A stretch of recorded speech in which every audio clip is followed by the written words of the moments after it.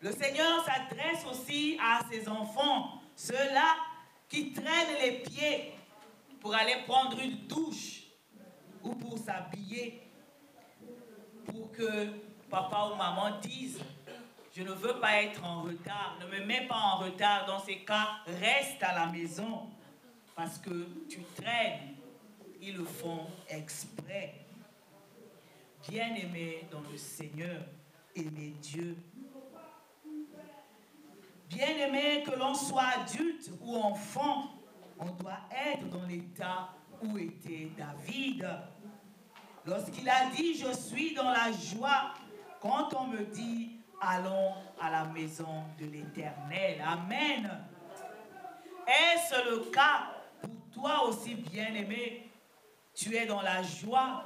Est-ce pour toi une corvée? Est-ce pour toi une obligation? Si je ne vais pas à l'église, on va se poser des questions. Ou bien, j'y vais juste pour faire acte de présence. Au moins, on verra que les chaises étaient remplies. J'y vais, mais le cœur n'y est pas. J'y vais parce que ça fait du bien de se montrer à l'église. Et Dieu, lui, qui ne regarde pas aux apparences, bien-aimés, qui ne regarde pas au nombre, comment te voit-il à ce moment-là? Ton cœur est-il dans la joie? Loue Dieu. Ton cœur est-il dans l'attente? Loue Dieu aussi. Aimer Dieu, bien-aimé, n'est pas possible avec des faux semblants. Cela n'est pas compatible, bien-aimé. Aucunement, on ne peut pas dire qu'on aime Dieu avec des faux semblants. Écoutons Ecclésiaste, ce qu'il nous dit au chapitre 12, les versets 15 à 6.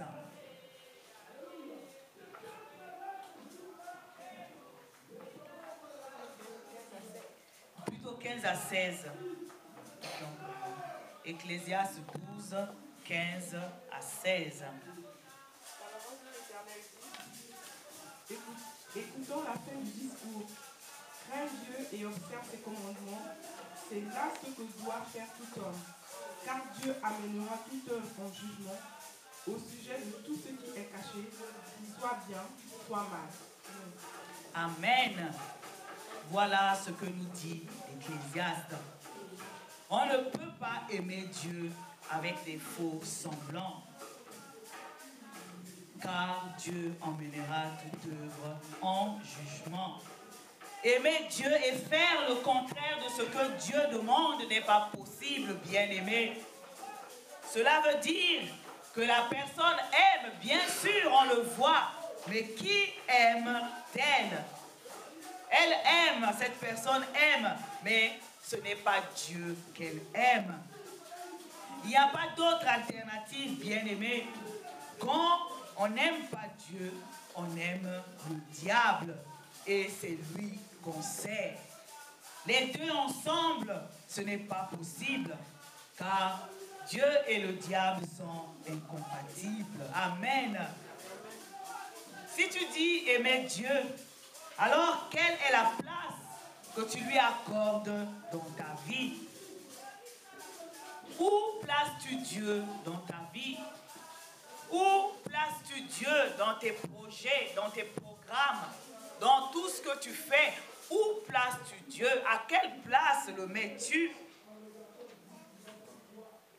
J'entends souvent quelqu'un a chanté, il a dit que Jésus est numéro 1. Il chante en anglais, il dit « Jesus number 1 ». Never number 2, number 4, number 5. Donc, jamais numéro 2, jamais numéro 4 ou numéro 5. Mais Jésus demeure numéro 1. Amen. Amen. Telle est la place qui revient au Seigneur Jésus, qui revient à Dieu dans ton cœur. Puisque tu dis l'aimer, alors mets-le à la première place. À quelle place mets-tu Dieu dans ta vie? Quelle est la place que tu lui accordes?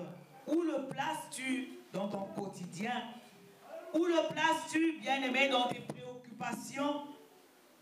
Dieu est tout-puissant, bien-aimé dans le Seigneur. Et il n'a pas besoin de nous pour exister ou pour accomplir des choses. Il a dit aux enfants d'Israël, si vous ne me louez pas, je susciterai des pierres pour me louer. Alors, pourquoi est-il important, vital, bien-aimé, d'aimer Dieu? En Dieu et pour Dieu, il y a Jésus-Christ. Et Jésus-Christ est le don gratuit que Dieu a fait aux hommes. Jésus a dit, celui qui m'aime, aime Dieu. Et aussi que celui qui l'a vu, celui qui l'a vu, lui, Jésus, a vu le Père. Et Dieu a dit dans Jean 3,16b, afin que quiconque croit en lui ne périsse point, mais qu'il ait la vie éternelle. Bien-aimé dans le Seigneur, cela est très important pour Dieu, que ses enfants puissent l'aimer.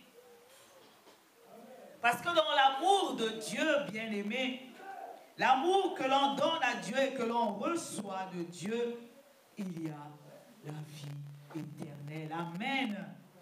Vraiment bien-aimé dans le Seigneur. C'est très important d'aimer Dieu. Et Dieu y attache de l'importance. Jésus est incontournable. Dieu a dit, il n'y a le salut en aucun autre, car il n'y a sous le ciel aucun autre nom qui a été donné parmi les hommes, par lequel nous puissions être sauvés. Il n'y a aucun autre nom en dehors de celui de Jésus. Nous pouvons lire Acte 4, 12. Dieu veut que tu l'aimes parce qu'il a dit cette parole et cette parole est immuable. Seulement ceux qui croient au Fils de Dieu, seulement ceux-là qui croient en Jésus-Christ, bien-aimé, et qui aiment Dieu, seulement ceux-là auront la vie éternelle. Dieu n'a pas créé l'enfer pour l'homme, mais il a créé pour Satan. Comme il ne veut pas, lui, Satan, aller seul en enfer, il travaille à détourner les gens à aimer Dieu. Il ne veut pas que les gens aiment Dieu, c'est-à-dire à lui obéir, à faire sa volonté, et il veut à tout prix éloigner leur cœur de Dieu. De plus en plus de personnes se laissent tromper en se fiant à lui, en se fiant à ces agents qui s'activent dans des mensonges. Les anges passent leur temps à louer Dieu. Combien de fois l'homme qu'il a créé à son image et à sa ressemblance devra-t-il louer Dieu? Devrait-il aimer Dieu? Devrait-il adorer Dieu? Dieu qui lui a donné sa nature et sa capacité. Aimes-tu Dieu, bien-aimé? L'aimes-tu réellement? Alors écoute ce que le Seigneur dit dans Jean chapitre 14, les versets 23 à 24. Peut-être n'es-tu pas encore sûr d'aimer Dieu comme il le veut. Peut-être que tu hésites. Peut-être que tu dis que tu l'aimes. Mais est-ce que c'est réellement cela? Bien-aimés, écoutons Jean chapitre 14, les versets 23 et 24.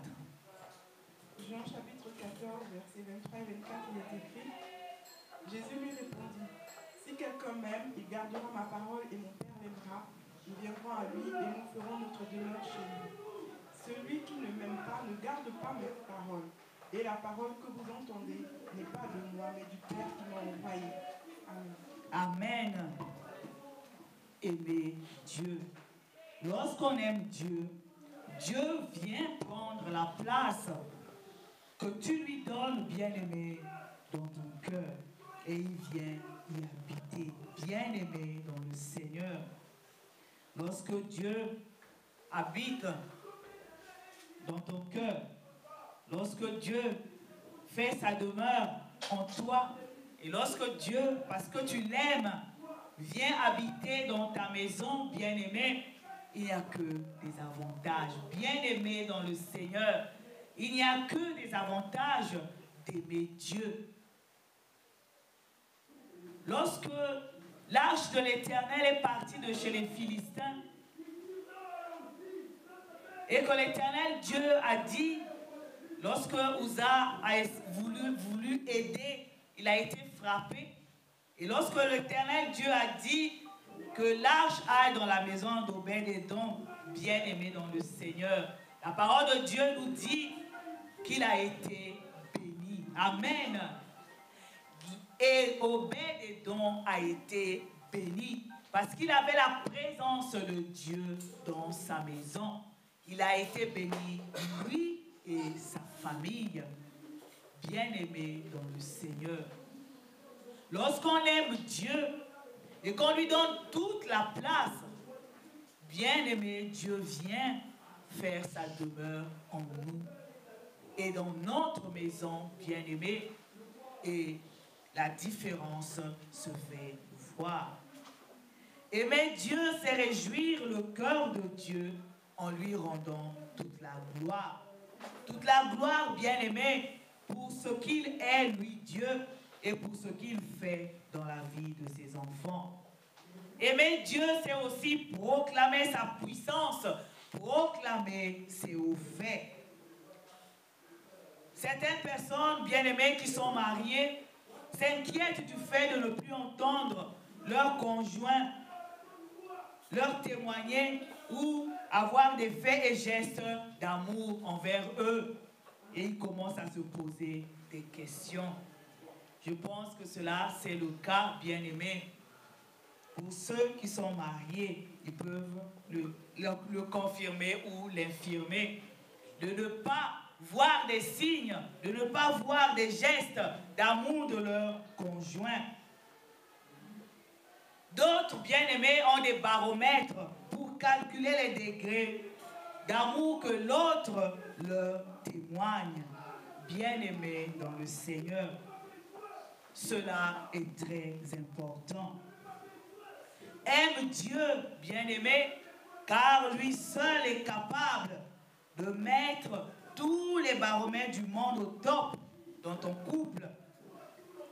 Lui seul, lorsque tu l'aimes, est seul capable de mettre tous les baromètres du monde au top entre toi et tes enfants. Lui seul est capable de mettre tous ces baromètres au top dans tous les domaines de ta vie. Cela est possible. Pour cela, Dieu ne te dira pas d'aller dormir sur une tombe ou de commettre l'abomination pour lui prouver ton amour et ta fidélité, comme font ceux qui choisissent de cohabiter avec les ténèbres. Dieu ne va pas te demander cela, bien-aimé, pour que tu lui prouves que tu l'aimes. Dieu attend de tout enfant de Dieu que celui-ci, que ce dernier l'aime tout simplement. Aime Dieu tout simplement. Ce que Dieu attend de son enfant, c'est que son enfant lui fasse confiance et qu'il fasse de lui ses délices. Amen.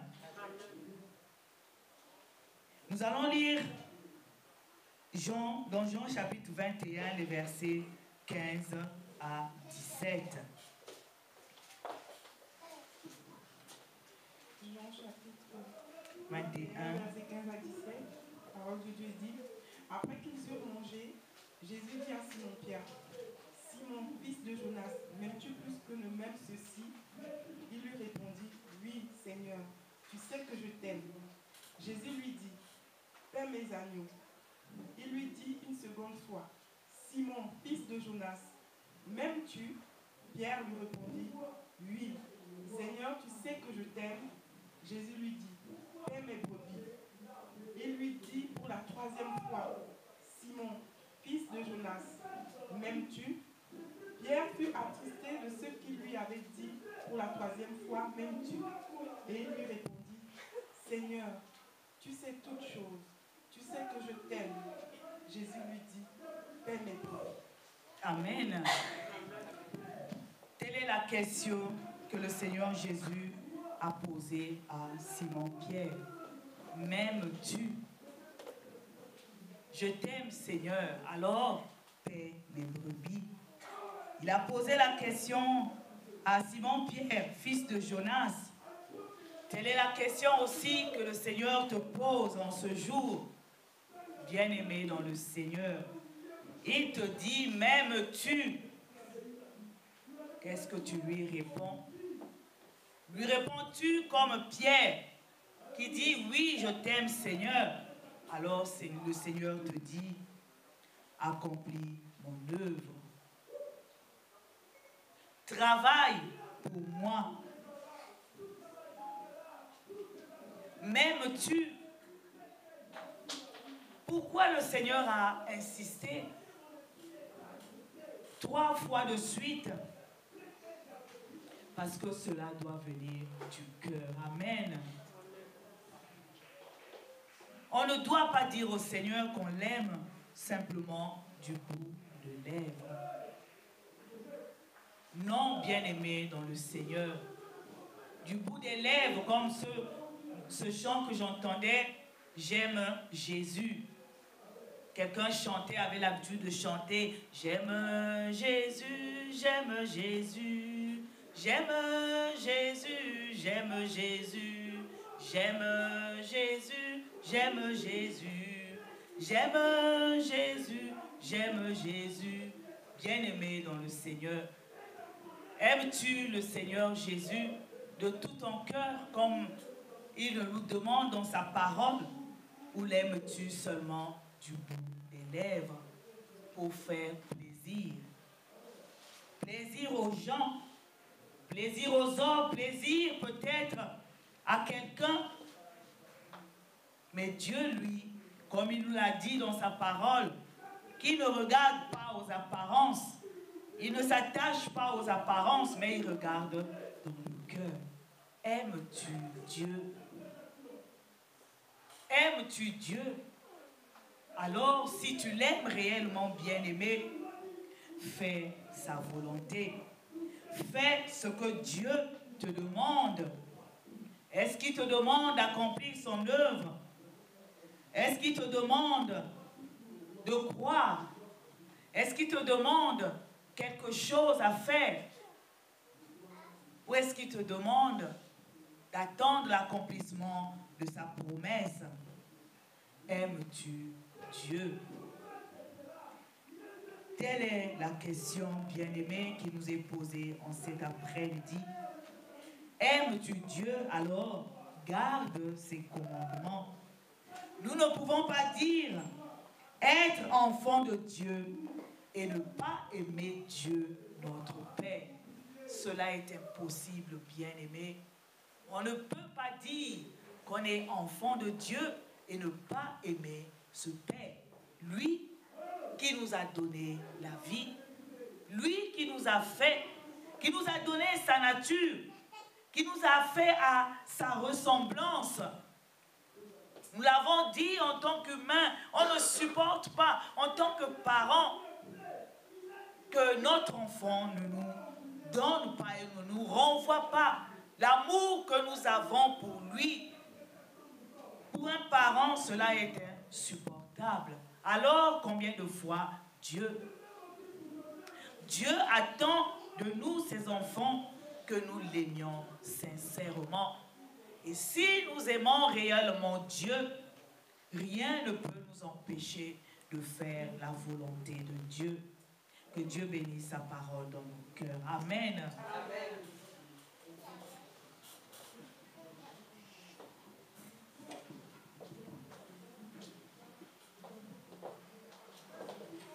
Nous allons écouter un petit refrain.